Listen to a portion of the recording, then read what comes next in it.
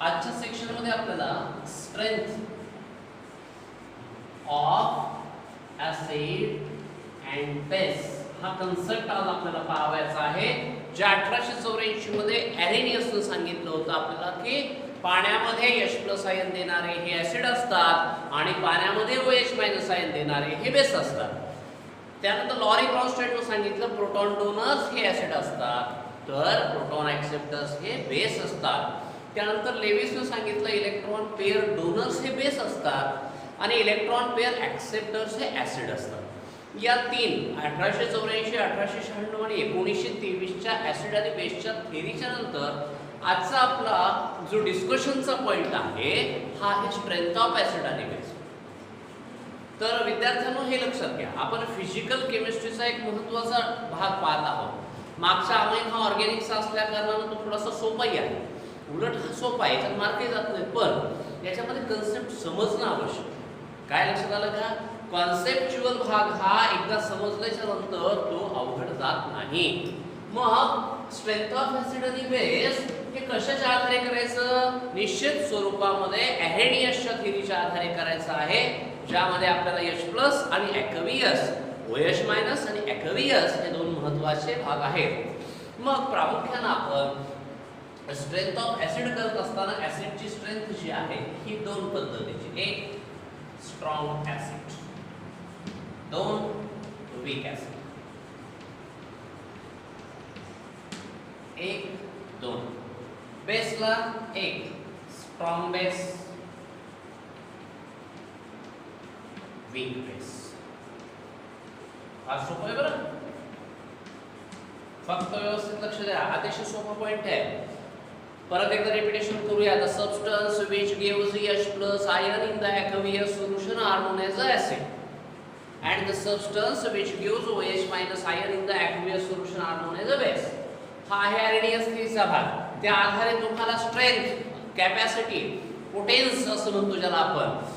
मग ऍसिड हे दोन प्रकारचे झाले. सिंपल साध्या आणि सोप्या भाषेमध्ये ऍसिडला काय म्हणतो आपण? H+ आयन देणार. कशामध्ये देतो तो? Aqueous solution. सोप्या भाषेत सांगायचं, जो लवकरात लवकर आणि जास्तीत जास्त H+ आयन पाण्यामध्ये देतो तो म्हणजे स्ट्रॉंग ऍसिड. परत एकदा लक्ष द्या, जो लवकरात लवकर आणि जास्तीत जास्त H+ आयन पाण्यामध्ये देतो त्याला म्हणायचं स्ट्रॉंग ऍसिड. सिंपल आहे. मग त्याच्या सिम्प्लिफाईड फॉर्म मध्ये आपण पाहायचं की जो लवकरात लवकर न देता कमीत कमी आणि अतिशय उशिराने H+ आयन ॲक्वियस सोल्युशन मध्ये देतो त्याला म्हणायचं वीक ऍसिड. आणि आणखीनही सोप्या याच्यात लक्षात ठेवायचं असेल तर जास्त H+ आयन देणारा स्ट्रॉंग, कमी H+ देणारा वीक.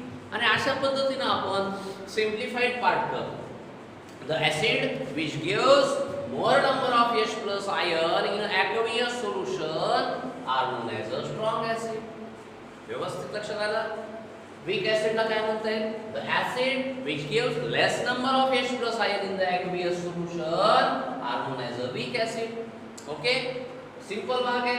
मग आपल्याला एक्झाम्पल घेण्याच्या ऐवजी आधी आपण व्याख्या करूया. ऍसिडची व्याख्या लक्षात आली म्हणजे बेसची आधीच आली. हा टॉपिक याच पद्धतीचा आहे. बेस म्हणजे कोण देतो? OH-. कुठल्या सोल्युशन मध्ये देतो? ॲक्वियस. मग हा OH- ॲक्वियस. मला तुमचं लक्ष व्यवस्थित असेल तर स्ट्रॉंग म्हणजे जास्त देणारा, वीक म्हणजे कमी देणारा. मग स्ट्रॉंग बेस म्हणजे जास्त देणारा, वीक म्हणजे कमी देणारा. आलं लक्षात?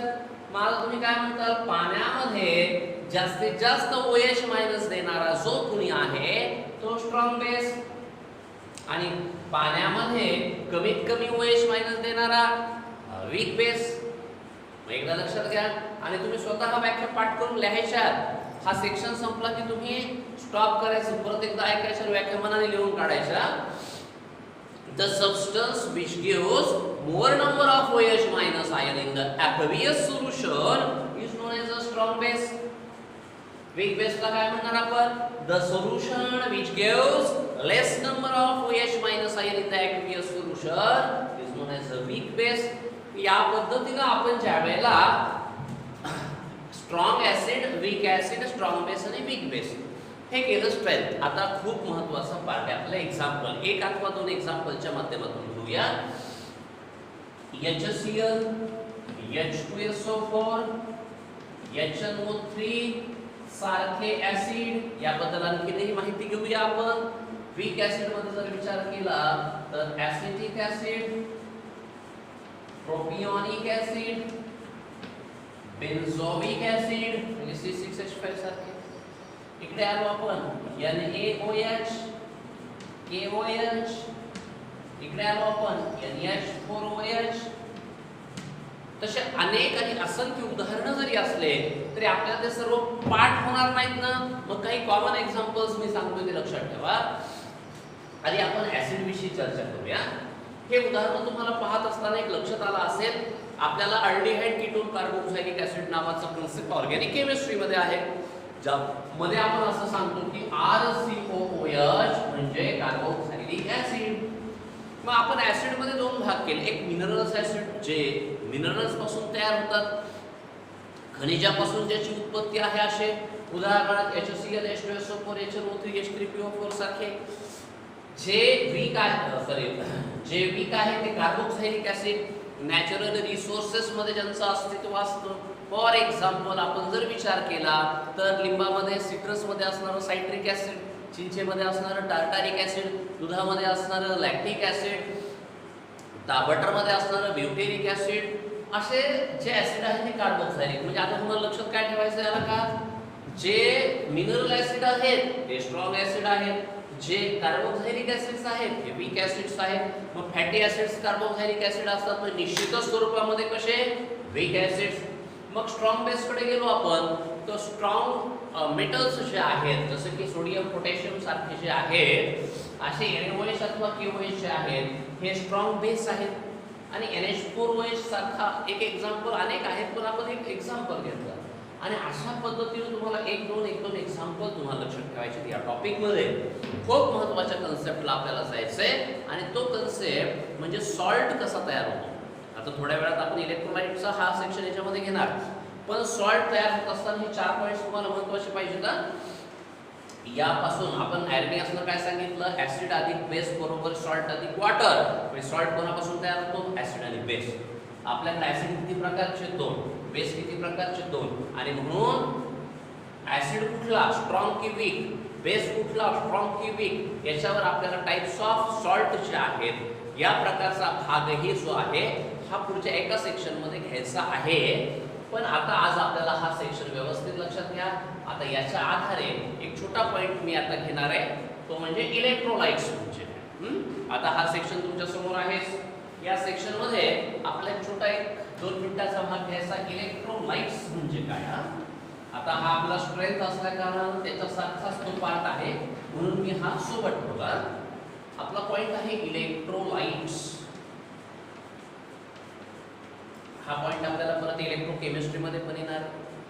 सिम्प्लिफाईड भागामध्ये जो सबस्टन्स जो आहे ॲक्वियस सोल्युशन मध्ये आयन देतो त्याला इलेक्ट्रोलाइट असं म्हणायचं. The substance which gives iron by dissolving in water, by dissolving in solvent is known as electrolyte. ज्या पदार्थाचं पाण्यामध्ये टाकल्याच्या नंतर आयन तयार होतात अशाला इलेक्ट्रोलाइट असं म्हणायचं. आणि आता आपला कन्सेप्ट जसा होता तसेच 2 प्रकार, एक स्ट्रॉंग इलेक्ट्रोलाइट, एक वीक इलेक्ट्रोलाइट. म्हणजे आता त्याच्यासारखाच असल्या कारणाने मी काय सांगितलं तुम्हाला, मी जो काय म्हणतो आपण पाण्यामध्ये टाकल्याच्या नंतर त्याचे आयन होतात. आता आयन होण्याच्या क्रियेला आयोनायझेशन म्हणायचे. ठीक आहे. समजा मी एक सोपं उदाहरण घेतलं NaCl सारखा. NaCl हा इलेक्ट्रोलाइट आहे, हा पाण्यामध्ये टाकला Na+ अधिक Cl- जमलं, आला का पॉइंट लक्षात. आता एक क्रिया कोणती, आता काय म्हणतोस, ज्याचे पाण्यामध्ये टाकल्यावर आयन तयार होतात त्या पदार्थाला इलेक्ट्रोलाइट म्हणजे NaCl कोण झाला, इलेक्ट्रोलाइट. आता सिंपल आहे. ज्याचे आयन लवकर आणि जास्त तयार झाले तो स्ट्रॉंग इलेक्ट्रोलाइट, ज्याचे आयन कमी तयार झाले तो वीक इलेक्ट्रोलाइट. जसं आपण स्ट्रेंथचा वापरला तोच पॉइंट इथं वापरतो ऍसिड आणि बेस सारखा. ज्या इलेक्ट्रोलाइटचे जास्तीत जास्त आयन तयार होतात तो स्ट्रॉंग, जसे कमीत कमी होतात तो वेग. आता मला पॉईंट एक महत्त्वाचा सांगायचा या टॉपिकमध्ये, अतिशय केअरफुली आणि काळजीने लक्षात घ्या. इलेक्ट्रोलाइटचे आयन तयार झाले, ठीक आहे, आपण प्रोसेस म्हणतो. आयन तयार होण्याची क्रिया म्हणजे आयोनायझेशन, हा एक प्रोसेसचं नाव.